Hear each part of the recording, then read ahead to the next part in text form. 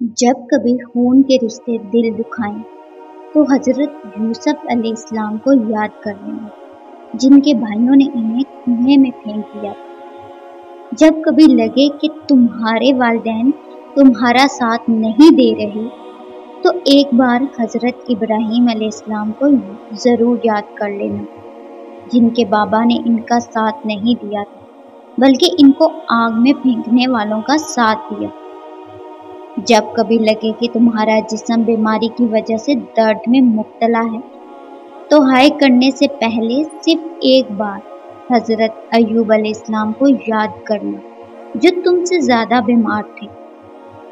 جب کبھی کسی مصیبت یا پریشانی میں مبتلا ہو تو شکوہ کرنے سے پہلے حضرت یونس علیہ السلام کو ضرور یاد کرنا، جو مچھلی کے پیٹ میں رہے اور وہ پریشانی تمہاری پریشانیوں سے زیادہ بڑی ہے۔